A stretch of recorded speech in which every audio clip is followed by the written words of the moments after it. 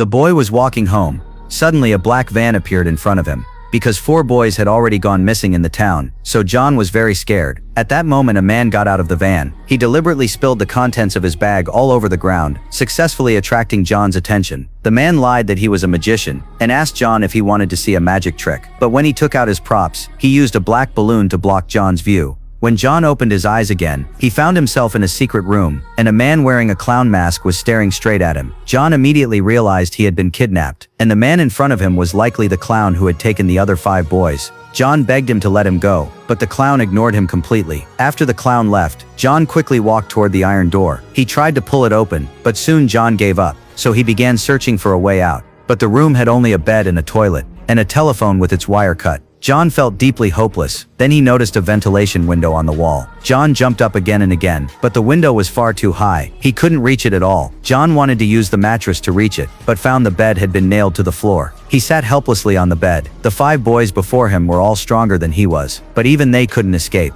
So how could he possibly have a chance? Just as John was sinking into despair, the phone behind him suddenly rang. How could a disconnected phone be ringing? John felt a chill of fear. When he walked over and picked up the phone, there was no sound from the other end. John wondered if he was hallucinating, but later that night he was woken again by the ringing. Half asleep, he muttered, "Stop it already."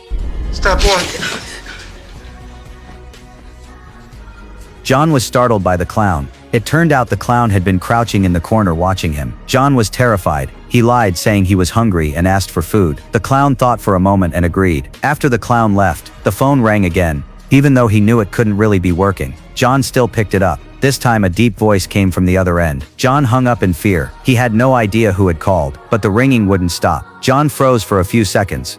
Then he walked toward the phone with determination. Maybe the person on the other end could save him. When John picked up the phone again, he immediately heard a boy's voice. The boy told him not to hang up. John asked who he was, but the boy seemed to have forgotten his own name. But he remembered John, because John was really good at baseball. Hearing that, John suddenly remembered. The boy on the other end was Jack, the first to go missing. After John reminded him, the boy finally remembered his name. Then he told John a secret. Only John could hear the voice through this phone. John asked Jack why he was calling. Jack said there was a muddy spot in the hall, covered by a square floor tile. There he could dig a tunnel to escape. But Jack was caught before finishing it. When John asked, "Do I have enough time?" Jack hung up without answering. Following Jack's instructions, John found the exact tile. He obediently began digging the tunnel. To avoid being caught, he flushed the excess dirt down the toilet, until he was completely exhausted. Then John covered the hole with a rug, and went back to bed. But soon he realized how hard this plan would be. The next morning the clown brought him breakfast, then turned and left. After the clown left, John suddenly realized something. He rushed to check, and sure enough the iron door wasn't locked.